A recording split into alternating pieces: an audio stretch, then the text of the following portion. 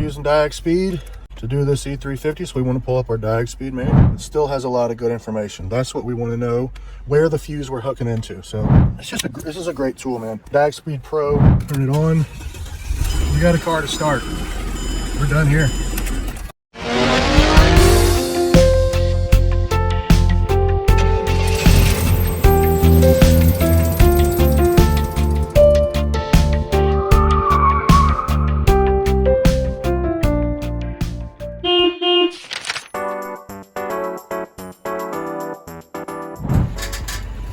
Good morning. Starting out this morning with a 2007 E350. All right, we pull up our spreadsheet. We see that's a 211 build, which I've confirmed on the car.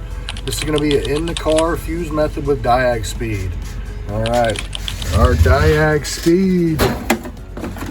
If you have one, that's awesome. You made a wise investment. If not,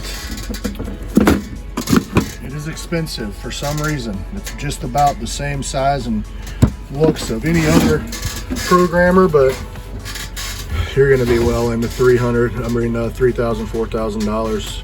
But this is the best way to do these. And get it done quick, efficiently, and we're going to knock it out real quick and show you how to do it. All right, we're using Diagspeed to do this E350, so we want to pull up our Diagspeed manual. So let's look at the E-Class. You know, it's a 211 build. We've got an all keys lost situation. So let's figure out what we need to do here. We're gonna do this one in car. All right, so this is the fuse method. All right, so this is an older system of how to do it, but still has a lot of good information. That's what we want to know, where the fuse we're hooking into. So on the left side, third up from the bottom, that's what we're going to hook into.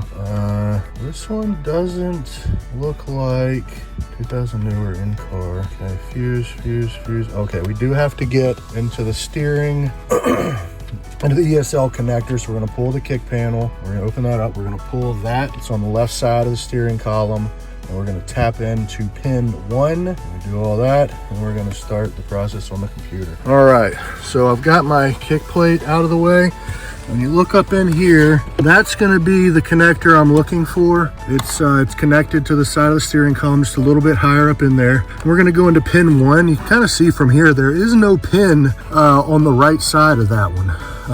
So that tells you right there, that's not pin 1. So the other side, the left side or the top side, depending on how you can see it, is pin 1. So that's what we're going to hook into. And then you're going to go over here, open this up. And remember, third up on the left side, the 7.5. So we're gonna leave that in there for now because we wanna still make sure we can read the EIS data. So we're gonna go ahead and get everything hooked up with the Diagspeed and get going. We've got one wire going up in there, kinda sticking up in there. We've got it coming back down. Get this, I've got OBD coming out, and I've got a little alligator clip. I made this cable myself, so I like to plug that in and then I hook on to that. And so then we're going to connect Diagspeed. This is a great tool, man. Diagspeed Pro. I don't know why it's so expensive. I feel like they could sell so many more, make more money if they didn't charge so much for these, because it really doesn't do all that much more than a lot of other ones.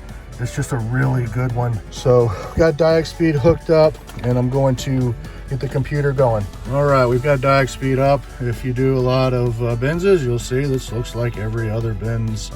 So they call the EIS the EZS. What we're gonna do is we're going to see what we can do by hooking this one up and just let it auto detect. We're gonna put the IR in there. Let's see if we can auto detect this guy. All right, cool, we auto detect. We know it is a 211, so we got what we needed off of that. We've got the keys, tracks, verified the VIN, so we're good to go there. Just gonna double check that. So we're reading EIS data. Now what we're gonna have to do now is remove that fuse and put in our wire there. So I'm going to pop that guy out, don't lose it. I always like to set it right up there. And put our fuse in, literally just slide it in there. I never know which side it needs to go on, so you'll have to try it. If it works, it works. If it doesn't, it doesn't. Okay, so All right, we read data, we got it on the right side. So we read data, we got it on the right side, we're getting power. So now we're going to go to search password. Now, this one, it's different than all the other ones you've ever done. So let me get this started just a second. All right, so in here, we know that we want to do all keys lost, easy yes. That's where we got. Duplicate keys, this if we have a key. So important to check this. I forget about half the time.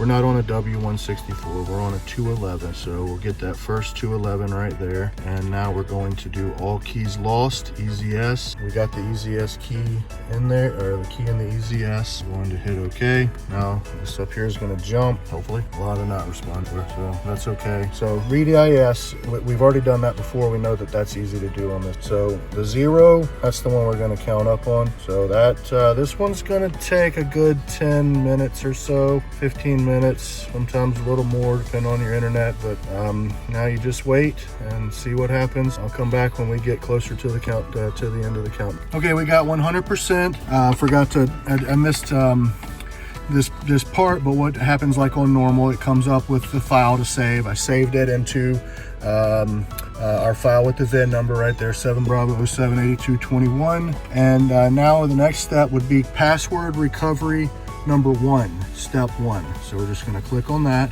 and we wait. Oh, this is not responding. I haven't even touched it. This usually doesn't take too long. Okay, please insert easy yes and wait. It's already in there. We'll take it out and put it back in and we wait. Okay, I could have just waited on that one. That only took a second. All right, so we're going to go save this bin file. So I just usually call it ORI for original. Data, that's the first one I pull. Makes sense to me. We're going to save that in there. All right, and then we're going to load our data to the server. So this comes up, BGA files. It's going to confuse you. You got to change it to EZS files, and then you'll find it. So you're going to select that, click auto check. Files loaded successfully. All right, we're going to click auto check, and it's going to start the countdown. This doesn't take too long. Minutes though. It's going to be minutes that it takes usually. So we'll pause it and come back in a minute. Okay, we're back. We've gotten our first file from the EZS. Now we're going to work on loading it to the server. So we just literally click load to server file here, and then down here you got to change that like that. All right, upload it to server. Now we want to check on server, and we'll do an auto check. So once you click, so I bet the highest rate of failure of any Mercedes programmer or systems I do is the Diagspeed, and getting the data is the longest part of it. So what I usually do, once I start this checking on the server, I go ahead and I load it so it can start on all keys lost again. You can do that. So that'll be going in the background. Now, if it comes back and I get a password, fine, it'll close it out. You know, it's no big deal. So now you just gotta wait. You know, I got really bad internet here right now, so this could take a little while. We'll just have to see what's going on, but you can see that this is working up here, but this is also counting down here. So we got two things going right now, and that's fine. Do this every single time, do this, because if you get a failure, this is already running in the background. The one I just did, I got a failure, and I came back and I was able to redo it pretty quickly. And get this. So a lot of it depends on your internet. Have really good internet. Where I'm at right now, I do not have very good internet. So checking on the server, sometimes it has issues. One of the other things, you cannot reuse that existing file. So you see over here, I've got second try as a folder in the folder for this this vehicle. That first file that I got and tried to get a password when I loaded it to the server would not work anymore. You have to get a new one. So I always make a folder called second try, and that's where I save my data this time. And then once we're all done, I'll go through and delete the old ones. But now we're just gonna sit back and wait and hope it goes through this time. Okay, my friends, that's what you wanna see. Passwords received from server successfully. This took me 3 tries. Sorry, so yeah, we got a password. This one took me 3 tries. I've never had it take three tries. I've failed it. Well, it failed twice. So I've had it fail once before. So what we're gonna do is we're gonna go to our password folder or our password file, and come on, I don't know why this is, well, I do, old system. So we're just gonna type this in, Echo 915 Charlie, 4 Charlie, Charlie Bravo, 11. Okay, Echo 915 Alpha Charlie, 4 Charlie, Charlie Bravo, Frank. Ooh, I messed up. Charlie Bravo, Frank, Charlie, Frank. shortly. Echo 915. All right, we've got our password. We just came back. We read the EIS data. Now we're going to paste our password in, and we're going to save this. So this one's a little tough. So you got to go up here, these 3 lines, file, save file. We're going to call this EIS with pass. Save it there. Cool. Now we're going to go to generate key file. All right, so you see this. Going to file, load dump file. We got our EIS with pass. Now we're going to select all these. It says set all, but that doesn't work. So we're going to load all the key files. We're going to generate. Now remember, we always make our folder for the car, and in that folder we're going to have a number of files. One is the key folder, and of course the password. And I like to save the cuts for the key. Select number of keys. We got the keys. Like generate again. We're going to go into here. We're going to go into our key track. All this is making sense. Hope you guys are able to get a Diagspeed and use it. I like to do jobs where I don't have to pull the EIS. This one took twice as long as normal. Usually this is a 30 to 40 minute job. This one took a little over an hour all in. I got here at 9. It's 10:06. So I'll be getting out of here in about the next 10 minutes. So I got everything generated. Now I'm going to go to my key. I got my key and my Diagspeed, so I'm going to read it, just make sure everything looks good. All right, so right key, see all that up here? You don't use that. We want to come down here and do that. And we're going to load. Up, no key track 4, skip 1 because 1 through 3 is open. Go to number 7 for Sean. There we go, loaded. And we're going to write that guy. All right, so it is written. This one doesn't really tell you. So now we're going to read it. So we've got EEPROM. We've got the password. It read that off of the key. So we know the key is good now. So let's take our key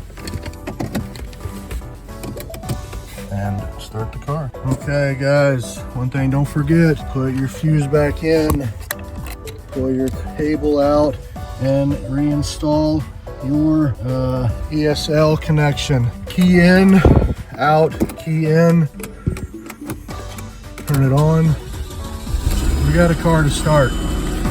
We're done here.